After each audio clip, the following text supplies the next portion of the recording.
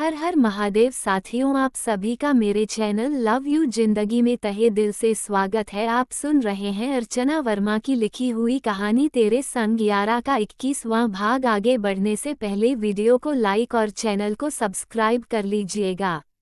आप लोगों का एक कदम मुझे मेरी मेहनत के सफल होने का एहसास दिलाता है, इसलिए प्लीज़ इस कहानी के भी खत्म होते और भी कई दिल छू लेने वाली कहानी आपको सुनने को मिलेगी। यह मेरा वादा है। जितना प्यार अपने तेरे संग यारा को दिया, जितना प्यार अपने वफा अब हम करेंगे को दिया, और जितना प्यार जिंदगी को दे रहे हैं, उसके अलावा अभी वफा का सेकंड सीजन भी बाकी है और भी कई दिल छू लेने वाली कहानी रास्ते में है। इसलिए प्लीज़ चैनल को सब्सक्राइब और वीडियो को लाइक जरूर कर दीजिए।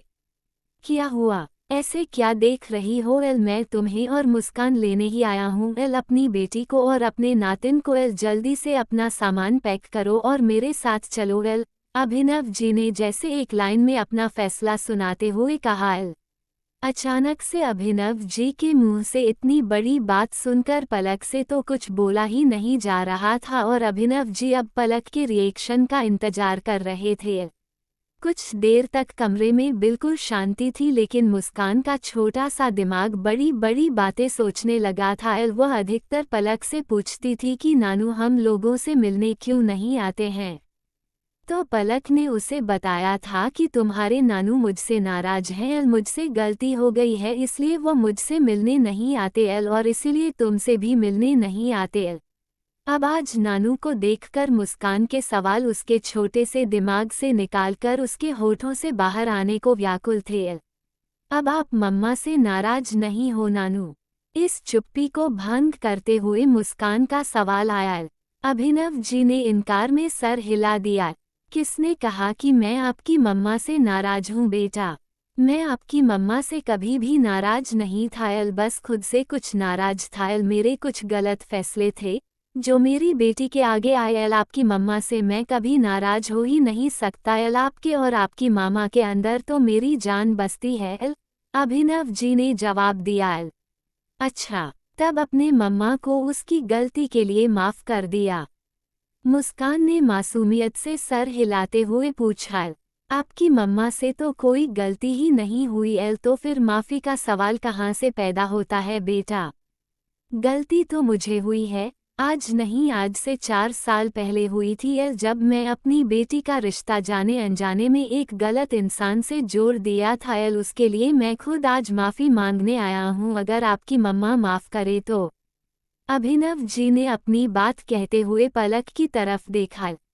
पलक तो उनकी बात समझ ही नहीं पा रही थी, या फिर उसको विश्वास नहीं हो पा रहा था कि अभिनव जी आज इस तरह से उसके पास उससे माफ़ी मांगने और उसको ले जाने आए हैं। कुछ समझ में नहीं आ रहा था क्या फ़ैसला ले, क्या नहीं, क्या कहे क्या नहीं कहे। मम्मा चलो, अभिनव जी के गोद में ही मचलती हुई मुस्कान ने कहा। उसको ये समझ में नहीं आ रहा था कि जब नानू अपने साथ चलने के लिए कह रहे हैं तो मम्मा चुपचाप बैठी क्यों है, जल्दी जल्दी चलने की तैयारी क्यों नहीं कर रही है। छोटे से बच्चे के दिमाग में इतनी बड़ी बात आ नहीं रही थी, पर पलक समझ रही थी और समझकर उलझ रही थी। अभिनव जी भी उसकी उलझन समझ रहे थे। मेरी बात मान लो बेटा, मैं इस तरह से अब तुमको ठोकर खाते हुए नहीं देख सकता हूँ। अभिनव जी मुस्कान को गोद में लिए हुए ही पलक के सामने वाली चेयर पर बैठ गए।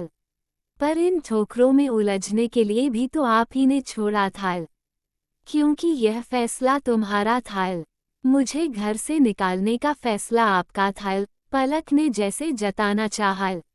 मैंने तुमसे घर से निकल जाने के लिए नहीं कहा था, मैंने सिर्फ तुम्हें परीक्षित के पास वापस जाने के लिए कहा था। लेकिन आपने कहा था कि मेरे घर में रहना होगा तो मेरे हिसाब से चलना होगा, पलक ने जैसे याद दिलाया। हाँ, तो तुम उस वक्त ये भी कह सकती थी कि घर केवल मेरा ही नहीं तुम्हारा भी है, लेकिन तुम दोनों भाई बहन तो जैसे अपना बैग पैक करके बैठे थे कि पापा कुछ बोले और हम घर छोड़कर निकल ले। अभिनव जी बोले, जिस पर पलक ने हैरान होते हुए उनकी तरफ देखा। मेरे सामने ही अपने भाई को घर से निकल जाने के लिए कहा था? उद्धरण चिन्ह। हाँ, तो उसको कहा था ना? तुमको तो कहा नहीं था। वह अपना मुकदमा लड़ने के लिए खुद पर्याप्त है, और दूसरे में उसकी मम्मी भी उसके लिए बिना फीस की वकील ऑलरेडी परमानेंटली हायर है। उसकी तरफ से तुम्हें लड़ने की कोई ज़रूरत नहीं है और उसको घर से निकल जाने के लिए इसलिए कहा था क्योंकि उसकी हरकतें वैसी होती थी। आज भी उसमें कोई बदलाव नहीं आया है। ये बात तुम जानती हो। तुम्हारा और उसका मैटर अलग था। पर कर्ट मैटर तो मेरा ही था। आपने उसे मेरे ही मैटर में घर से निकल जाने के लिए कहा था। पलक बोली। हाँ तो तुम्हारे साथ बुला भी तो रहा हूँ। अभिनव जी बोले। अभिनव जी जानबूझकर पलक की सीरियस बात को भी हल्के में उड़ाते हुए जवाब दे रहे थे, जैसे जख्म को कुरेने से बच रहे हों। इतना तो वह भी समझ रहे थे कि अगर पुराने जख्म को कुरेने पर तो बात बिगड़ जाएगी।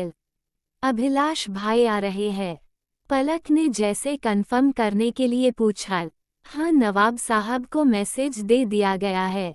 उनका कहना है कि जैसे ही पलक आएगी वह भी चले आएंगे। जैसा लग रहा है कि घर की अनेक्सी में बसे हैं। जैसे ही तुम्हारी गाड़ी दरवाजे पर लगेगी वैसे ही उनकी शाही सवारी भी दरवाजे पर लग जाएगी। तुम चलो तो वह भी पहुंच जाएगा। अभिनव जी बोले।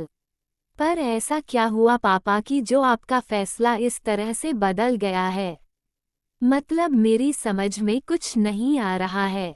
कल तक आप मुझे घर में रखना तो दूर मुझसे मिलना भी जरूरी नहीं समझते थे।